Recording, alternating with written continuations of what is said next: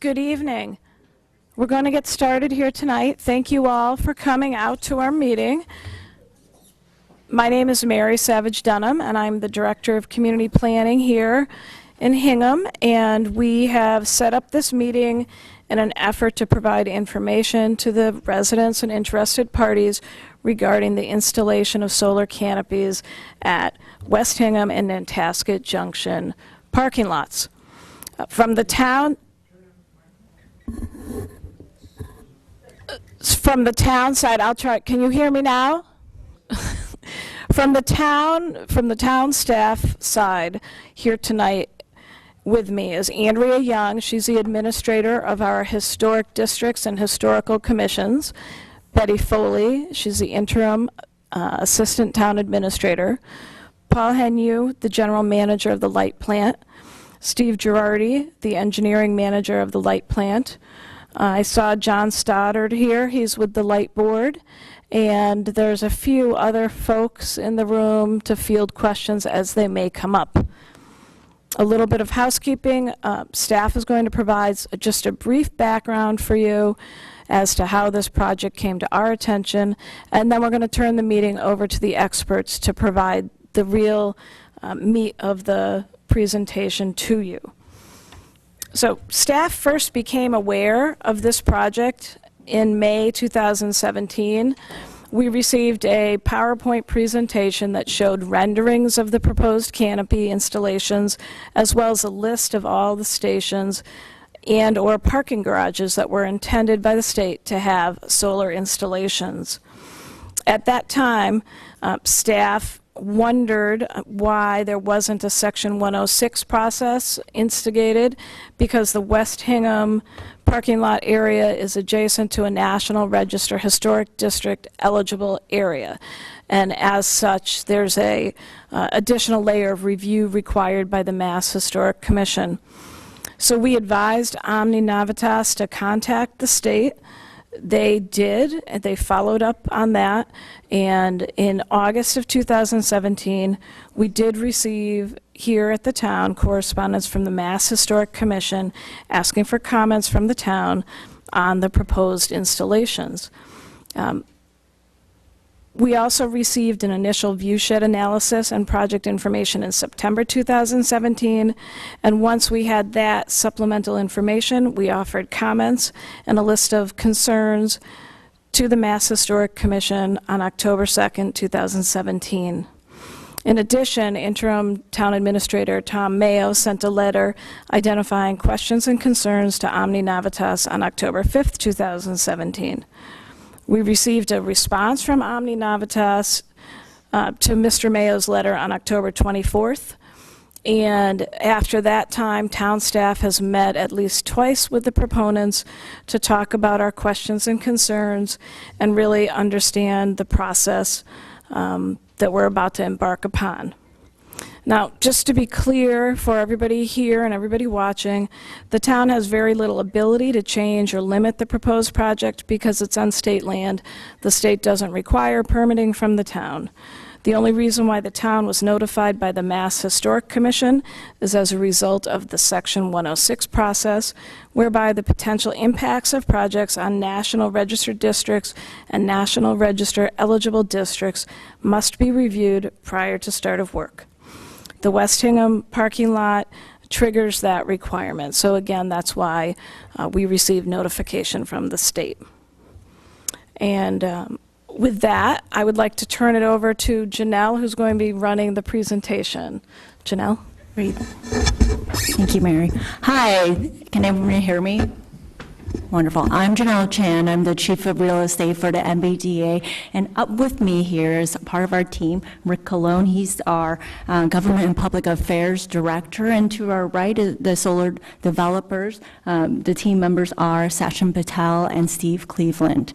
And all the team here and team members, Joe Mendelson and John McDonough are in the crowd right now, and so can you raise your hands just so folks can have you as a resource later afterwards if you have additional questions.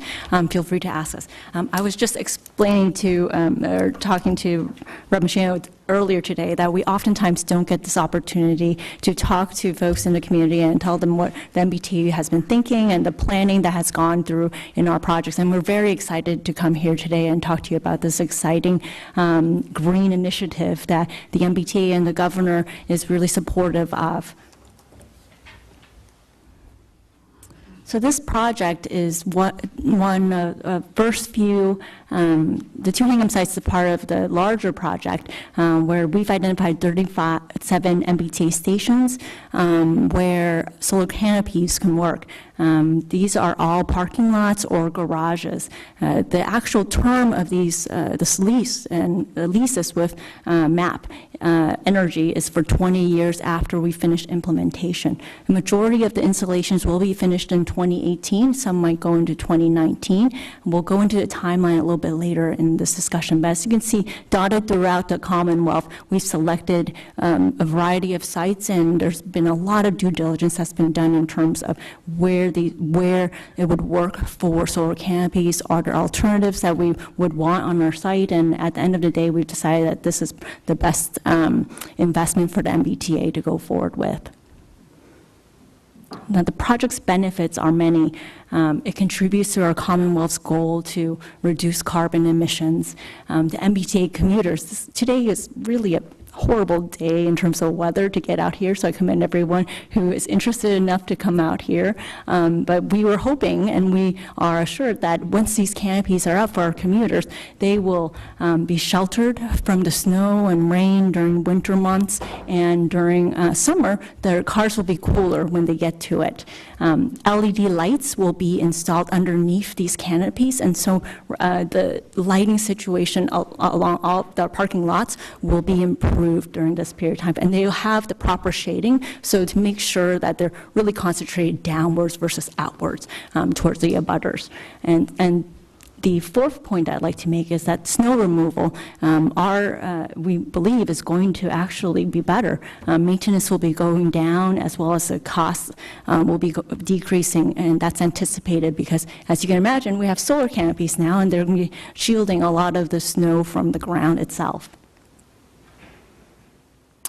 In the environmental benefits, I really want to stress this and why this is so, beyond the benefits to our commuters, why this is such an exciting project for us as an MBTA. We're in a business where we want to get people off the roads, and that's green, and this is another addition to us being green. So the reduction for all of our projects in totality, it would equate to 69 million miles driven by an average passenger vehicle will be reduced by that amount. There's 9,000 tons of waste recycled instead of being in the landfill. The energy is equivalent to a reduction of 30 million pounds of coal burned and 66,736 barrels of oil consumed. That's the energy that we're going to be producing, and that's really exciting. So here's a picture of Nantasket Junction. I think most folks here are aware of how it looks right now. Notice how on the left side you see a good amount of trees, about 30 feet, that are really offering a buffer between the abutters and our actual station itself. Now, if you go forward, you'll see here, ignore the shadows here. That's not actually realistic. The solar panels are that blue. You have a hard time seeing it with the lighting right now, but the blue is really actually where the solar panels are going to be. You notice that it's really set back from the street itself. I'll show you the pedestrian experience from here because nobody's actually going to be seeing this unless you're flying a drone. And you'll see the buffer again. Notice all around it, there's a good amount of tree coverage, and we just drove by there right now in the dead of winter, and there's pine trees and whatnot, and so that's really going to help with the visibility. So here, again, we want to put things in pedestrian perspective because this is how we are going to experience it as a person who's walking to our stations as well as walking by our stations, right? And so if we're standing on the sidewalk, you can see right there, that's how the solar panels are going to be you'll see that they're set back again. There's rows of parking right between the street and over towards our solar panels, and you'll see that the trees are in back are actually higher than our solar panels. So our solar panels are about 15 to 17 feet in height. And you don't see it are the lamp posts that are there, and those are actually much higher than what these solar panels will be. Here's another perspective from the entrance. Okay. And Sachin, do you want to talk a little bit about the technical stats? We won't spend too much time on this, but for those who are interested. Sure. So, my name is Sachin Patel. I'm the engineering construction manager for MAP Omni Navitas, the developer who's responsible for building these projects. So just to give you all some relative perspective of how big these projects are and the environmental impact it can create for the local community here, we have put some numbers here based on what the EPA guidelines are. So the project at Nantasket Junction, it's 684 kilowatt. What that means is it's going to generate approximately 40,000 kilowatt hours of energy per year, which is equivalent to the annual consumption of 84 homes. This will be all clean energy produced by solar, and the entire energy is being purchased by Hingham Light and Power Department. So that's for Nantasket. We have similar estimates for Hingham also, which we can talk when we get there. Yeah. And so, again, we like to put up statistics for folks who are not technical like I am about how can this be, what does that energy generate, what does that energy actually power? And that's why we have 84 homes. And I'd refer folks to the EPA website. It's a great resource to really look at what do these numbers translate to in terms of green energy and power. So West Hingham, here is a view of how it looks like right now. Here's a rendering of West Hingham. As you can see, there's a trees right there, right in the front, and the canopies will go up to the first row here. You can almost see it here, but it's still lower than the tree line. This picture is so slightly deceptive. During the rendering process, the trees were cut off, so the trees are actually higher than the solar panels. They look like bushes here. So if you compare the two, it's not, we could have done a better job with the rendering, but I hope everyone could forgive us and use their imaginations here and be assured that they are lower than the trees at this level. Okay. And Sachin could go into the details about the technical merits of West Hingham Station as a power generator. Again, I would emphasize that it could power 44 homes in a year. And again, this will benefit Hingham and Hingham residents because the Hingham Light Department is going to buy this energy. And that's one of the reasons why we selected the site as one of the first sites to go forward, because of sort of the timeline in which that municipal light plants can utilize this energy. And that segues to our schedule and implementation. Do you want to go into that, Sachin? Sure. So here's we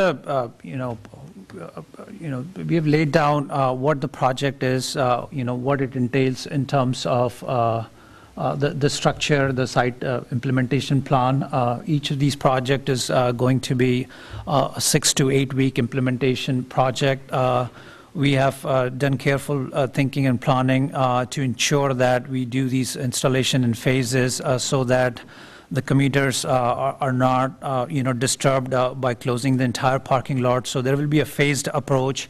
We have done some estimates of what the parking utilizations are at both the stations and how we can absorb, the parking that will be blocked due to construction. And here is our analysis. Nantasket has, just about 500 parking spots, and the utilization rate there is about a third, and we'll be doing construction in phases. The whole project has been divided into 3 phases so that at any given point in time, we are not blocking more than a third of the parking, and given that the utilization rate is only about 35% we feel that the commuters will not be bothered or not be obstructed during the 6 or 8 weeks of implementation that we will be, blocking these stations. So we feel both these stations are going to be in a pretty good shape as far as implementation goes, and we have given due consideration to ensure that the commuters will be bothered the least as we do these projects in a phased manner. So I want to ensure folks in this room that the MBTA cares about our commuters and requires these guys over here to minimize all disturbances to our commuters and parking is a key point that we analyze and we value. We want to make sure that the commuters who need to drive to our stations have the parking spaces necessary to get to our system. That is our bread and butter. That's what we care about. And so with that, we are comfortable with the fact that Nantasket Junction, when you go there, the utilization rate is really low. And when we do our calculations, the amount that's going to be taken offline during construction periods aren't going to impact the people who are parking there, or it's not going, we have an alternative where for West Hingham, where people are parking there, they can go over there during the interim period of time of construction. And so we're comfortable with that for our commuter experience. And again, I just want to stress that it's our prerogative as the MBTA that our commuters, in terms of their convenience, comes first during this whole process. We understand that there's some inconveniences. We understand that there's longer public benefits that will be coming from this, but it is of our interest. And again, I'm hard on these guys over here that we don't want this to impact our commuter experience. Wherever we can minimize, we will minimize. All right.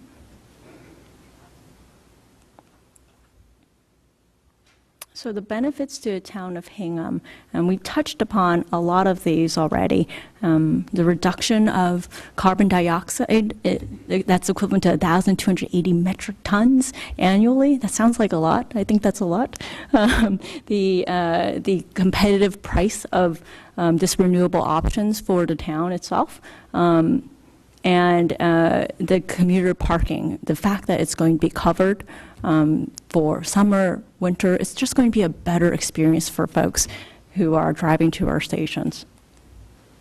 So I think I'm going to leave it on that slide and hand the portion of the presentation back to Mary. Okay. So this meeting is being recorded, and we do welcome public comment and questions. So if anybody has any questions for the proponents, please, by all means, come up to the microphone and ask your questions.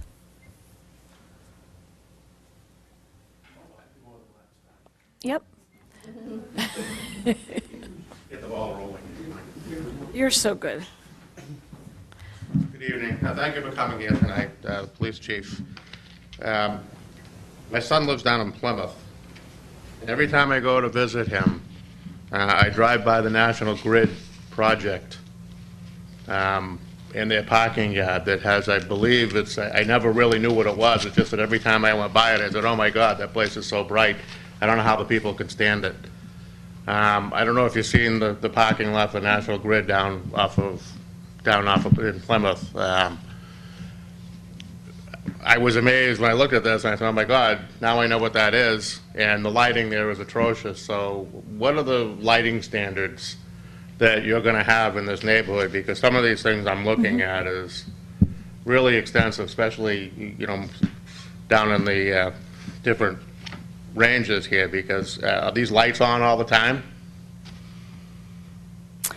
So we have our design standards that were updated. Safety, security is one of our prime motivations for our light standards.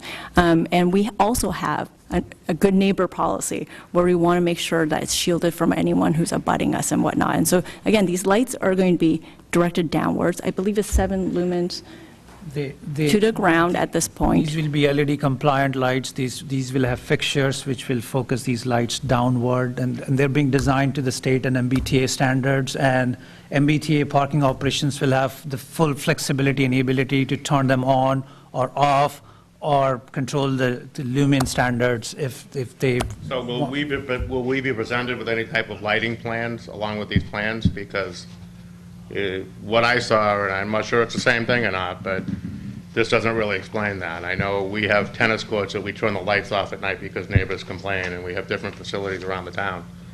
So, Yeah, and MBTA, we have our design standards in terms of lighting and the requirements for that.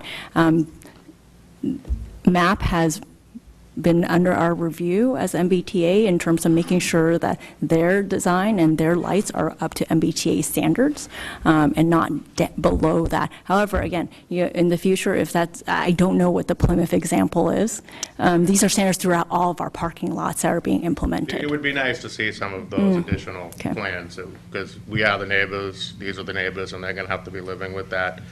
And my other big question here is, when the MBTA docks, the ferry docks, were damaged, I didn't see a lot of caring from the MBTA about the parking issues.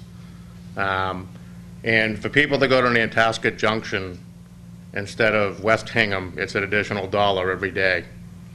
If they go to the Weymouth, it's $1 less. Those lots were filled. When the people were overflowing onto the Hingham property, I instructed my cruisers not to tag them because they were trying to do the best thing they could.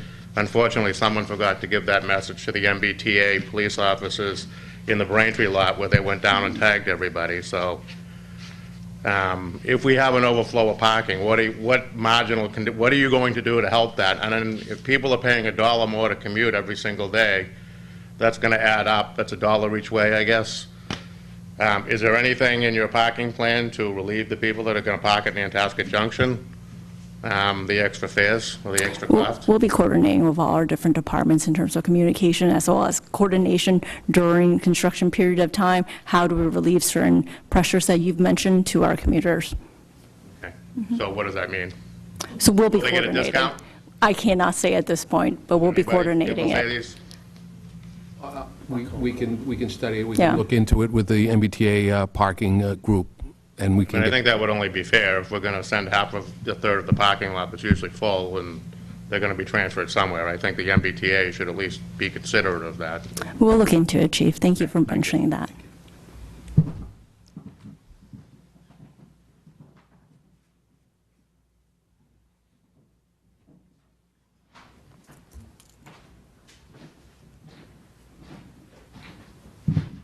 Hi, my name is Ray Estes, 92 Fort Hill Street. I'm a somewhat close neighbor. It's about 3/10 of a mile to the station, and I walk it most days. I'm a huge proponent of renewable energy and solar. We have some folks in the room who have been working on it for years, and I'm big fans. So I think it's great that the MBTA is not only working toward trying to low the carbon footprint, but also to find a way to save money that can be used to perhaps benefit the system. So I applaud you for that, and thanks for having this session tonight. A couple of concerns. One, piggybacking on what the chief said, I go to that, I'm in that parking lot. I don't drive to it, I walk to it, so I don't have to worry about parking.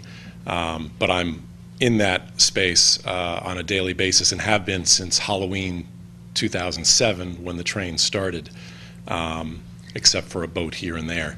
I will tell you that this is the first winter that maintenance has been done properly or well.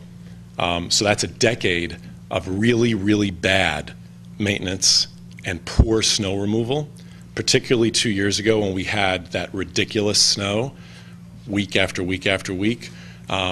You will find, and you own the property, right? So you'll see that the fencing that you put up when it was constructed that buffers the neighbor, adjacent neighbor, snow was pushed against that fence. So the fence is damaged, okay? There are other fixtures that have been damaged as a result of poor snow removal exercises. Even this winter, when it's been much improved, there are still parking spaces that are left with snow piles so that parking cannot be utilized. And this is just something I noticed walking through it. My concern with the West Hingham lot in particular, because it's only 214 spaces, and it is 100% utilized. You failed to mention that. You mentioned the third with Nantasket. West Hingham's 100% utilized Yep. every single day. Yep. And it was a particular concern, as the chief mentioned, when the ferry was down for a week or so, week and a half last month. There's no place to put the snow. This is the first year I've actually seen them come and remove snow. It was a weekend. I saw them come in with the trucks and actually with backhoes remove snow. And that's what I've been looking for a decade, and it was the first time that it happened. So my point to you is that I think it's really important that maintenance of this facility be a focus, particularly when it's a really tight area. Parking is 100% utilized, and my understanding from reviewing the materials is that the installations will not take up any space. But I do have concerns about the ability to remove 100% of the snow and to make sure that all of the spaces are available kind of on a minute-to-minute basis. You talk about the canopies maybe collecting some of the snow so it won't fall to the ground. Well, how much snow can they collect? Do they have a weight load? Will someone come by and brush it off? Where will that snow go? So I think it's really important for an operations and maintenance plan. I'm sure that you have one in the works. That's something that folks should see and really understand that it's going to be maintained well and not just put there to, generate energy, save money, which is all good, right? But make sure that the maintenance part is also an improved feature of this improvement, right? Because you're seeking to improve the property, because it really hasn't been maintained well for a decade. And I think, you're a property owner in this town. We all need to be good neighbors. I need to maintain my property. My neighbor needs to maintain their property. The MBTA also needs to maintain its property. So I applaud you for this, and I hope that going forward, this will enable you to do a better job of maintenance. I think the parking issue that the chief raises is a significant concern. You mentioned the time period for the implementation, as you put it, or installation, 6 to 8 weeks, I think you said. But you said on the screen it said March to September. That's 6 months. So I'm just curious about the timing. How long, for instance, would a portion of the parking lot be down? And what steps would be taken to put those parkers elsewhere? And if there's additional cost involved, how will that be handled? These are all things that I think need to be thought through before and communicated well. The other thing is the MBTA doesn't do a great job of communicating. Not your fault. I know you're the contractor, and I know you're fairly new on the job because I know who your predecessor is. But communication is so important, particularly when you're trying to do something good. And if you achieve doing the good, but then you don't communicate it well, and then something goes wrong, people are just going to have a negative flavor about it. And right now, the MBTA has a very negative flavor about it. So this is a huge opportunity, I think, for you. And I would suggest that you improve the communication. This is great. There's 30, 40 people in the room. We have our state representative here, which is wonderful. Members of the Light Board. I think more communication, a filled room, live TV, things in the paper, more opportunities to ask questions, having this stuff. I mean, I was able to review it online, which was great, but just making sure that people are aware of what's going on, what your plans are, how you're approaching it, what your maintenance plan is, what your alternatives will be if things go awry along the way. I think it's just really important. But I appreciate the time, and good luck with the project, and I hope it goes well. Thank you so much for your comments.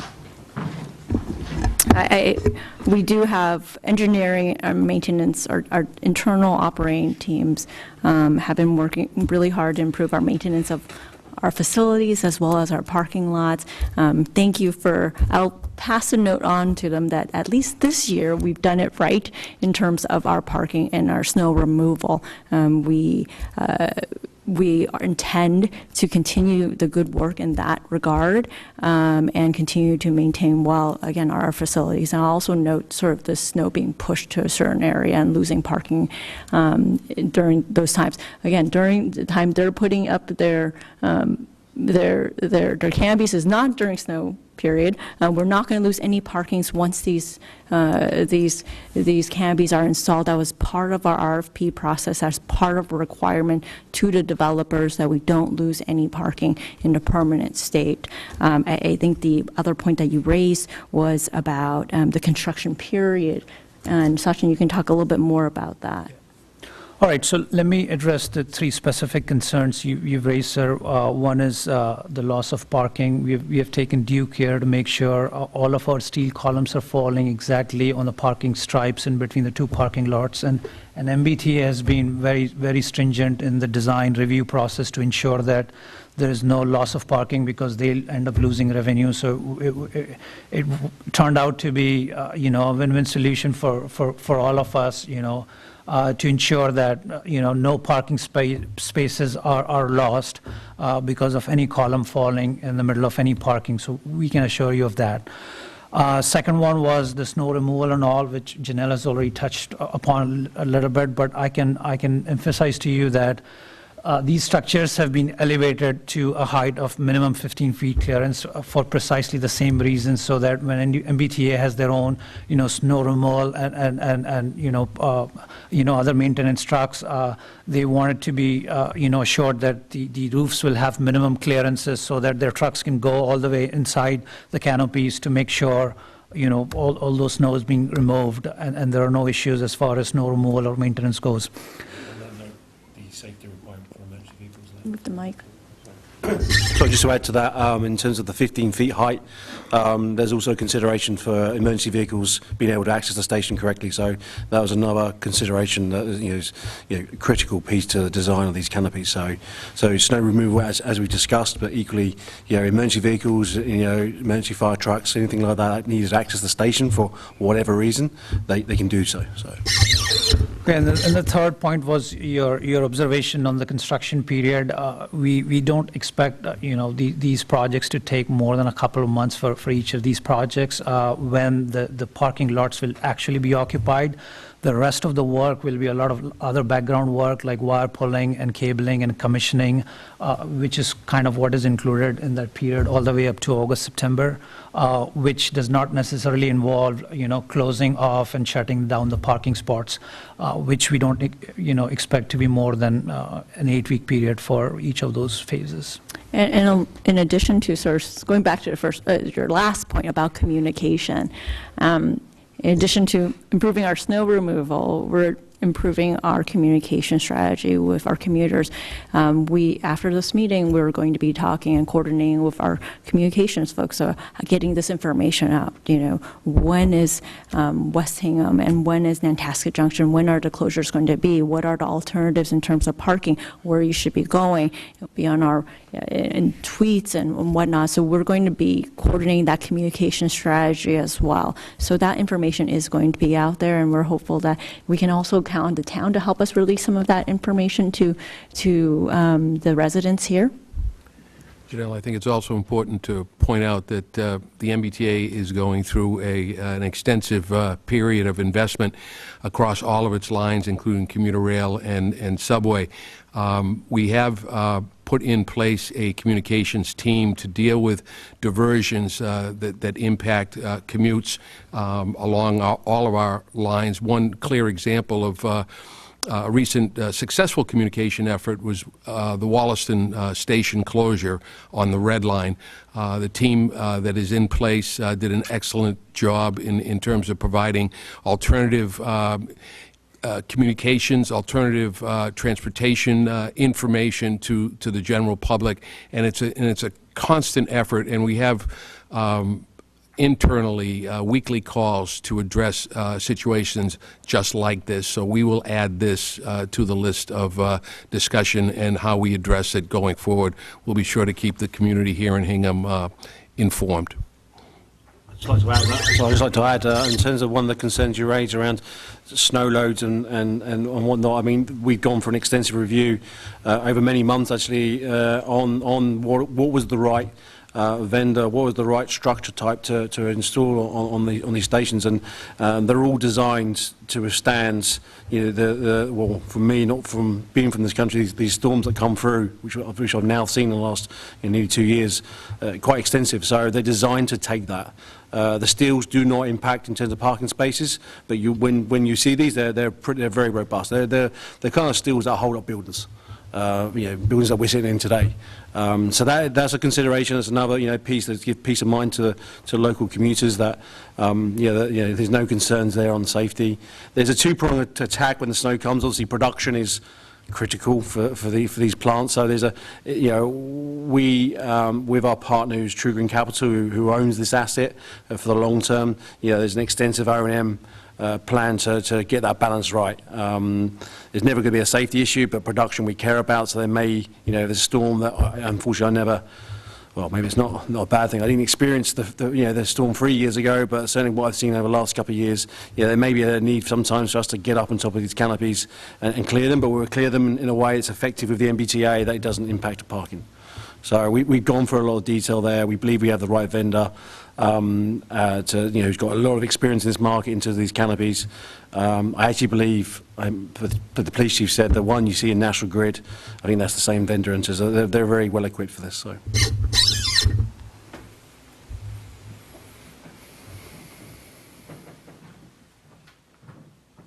Hi, I'm Michael Lally at 14 Cushing Avenue in Hingham. I have two questions. The first are in the installation contract. Are there any provisions for the workers to be local or union? Yeah, so I can tell you that the contracts that we use are local Massachusetts providers. We've made an effort with that, so where we can, the steel, as I say, is an American company called, I don't mind saying, is RBI. The local electrical company we're using is based out of Haverhill. We made an effort to really try and use all the local contractors or vendors we can to get a successful outcome. That's important to us. It's important to me. I head up the business for MAP.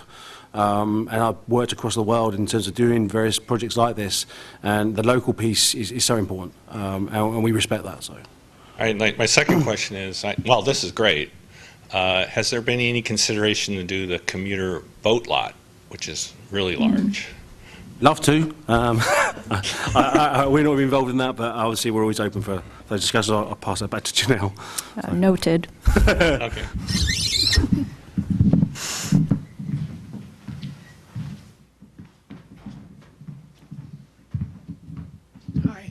Hi, I'm Steve Winter. I live in Cohasset.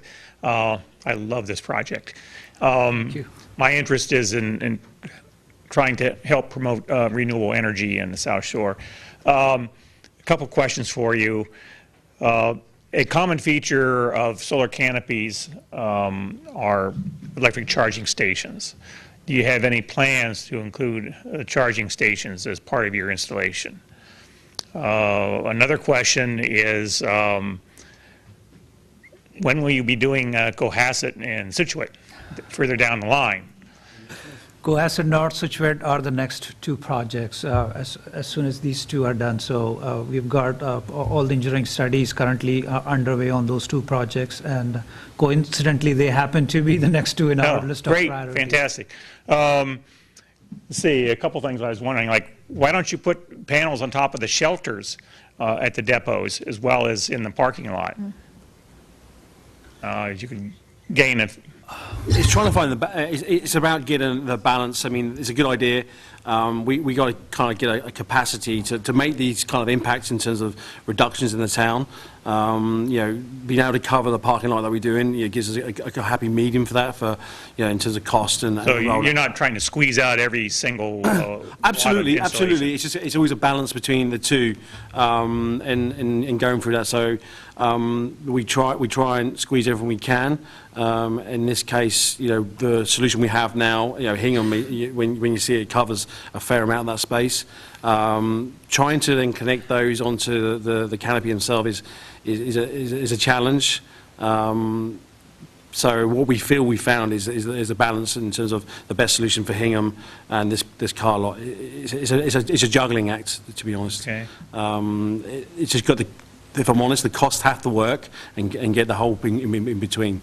So sometimes, although it's a great idea, 3 or 4 or 5 solar modules on some of the shelters, it doesn't sometimes stack up in terms of the funds.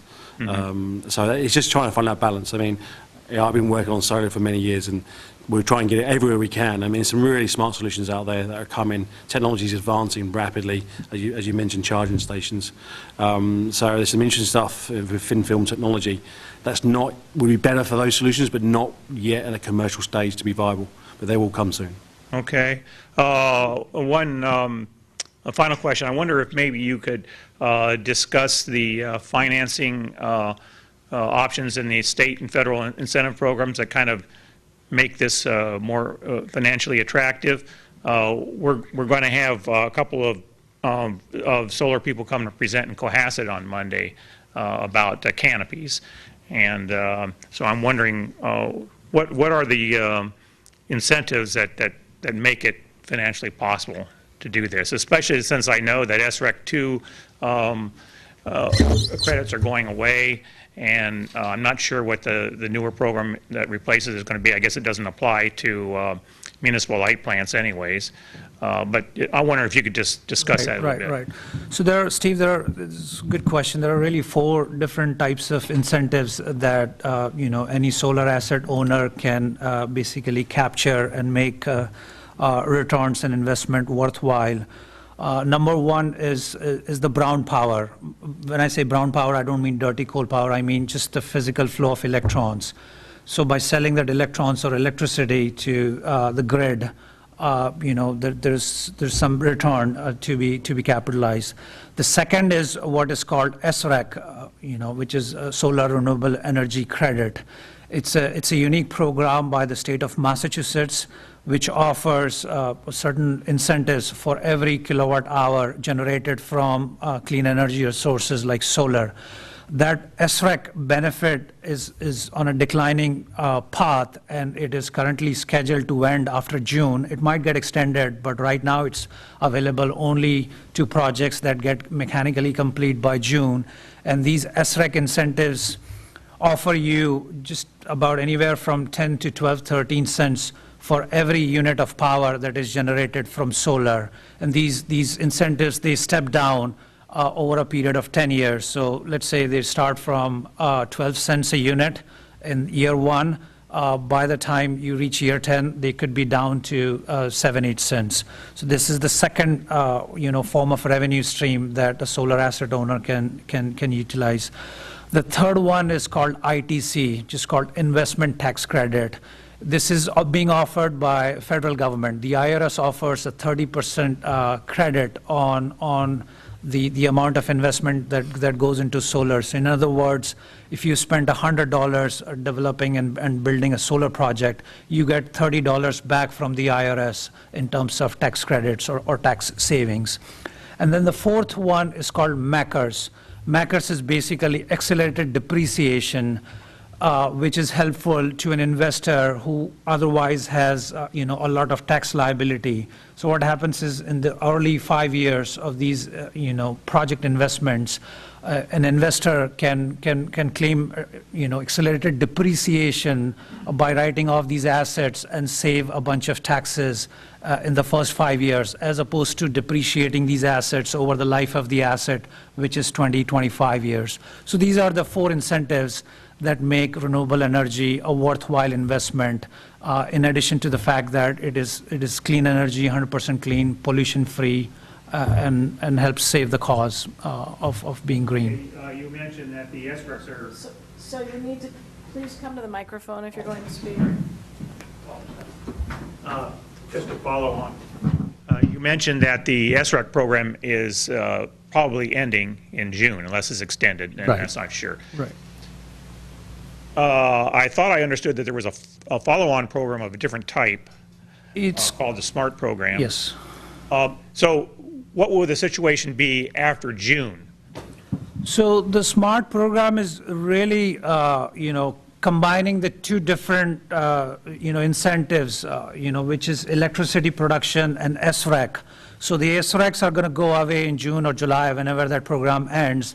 And in addition to, in exchange for the SRECs and the price for your power, the state, the Department of Energy is going to offer you a blended tariff, which is going to be dependent on project size, in which territory these projects are built, and that revenue could range from, that incentive could range from anywhere between 15 to 20 cents. But there will be no SREC.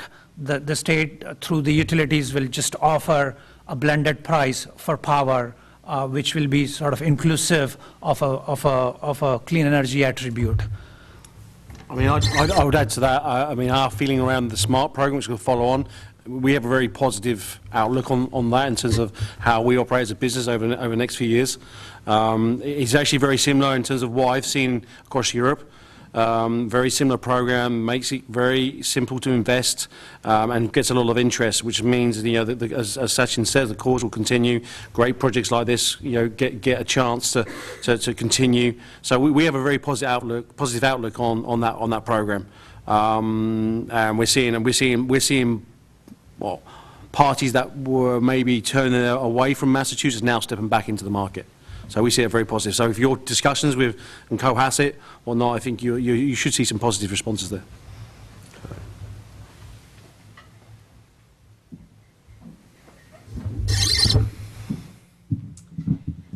Hi, I'm Laura Burns. I live at 96 Hersey Street, and I'm very pleased to be here to offer my excited support for this project.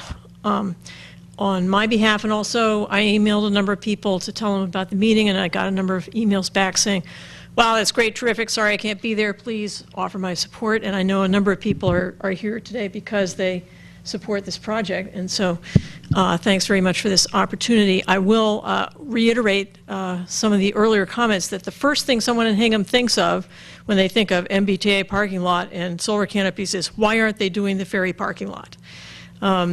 Because it's huge, and so I realize it's different, but it made me wonder whether there are only 2 ferry parking lots, so maybe you just forgot about the ferry parking lots. I don't know, but take that back with you. And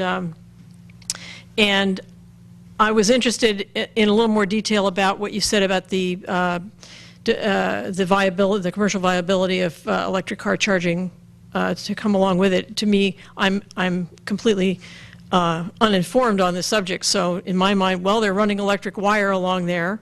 Why couldn't we put in some car? When I bought my electric car 5 years ago, I could go to the Braintree station and always get a parking place because there were 5 electric car parking places that were always empty. Now they are always full.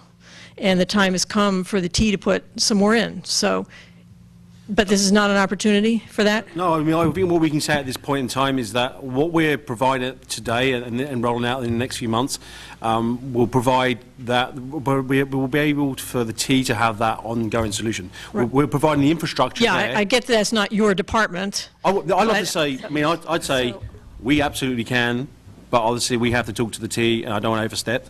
But what we are doing, which is going to be beneficial for the discussions that the MBTA have in the future, is that we provide the infrastructure for that to happen much quicker. Yeah, but because again, I now don't there's going to be electric wires Janelle everywhere. can add to that. So thank you for raising that. This was not an original RFP, but we are definitely open for business and open to thinking about what would be more additional green alternatives that we can, or features that we can add to our parking structure. So I've heard it loud and clear here. Very large parking. Thank you. Okay, thank you.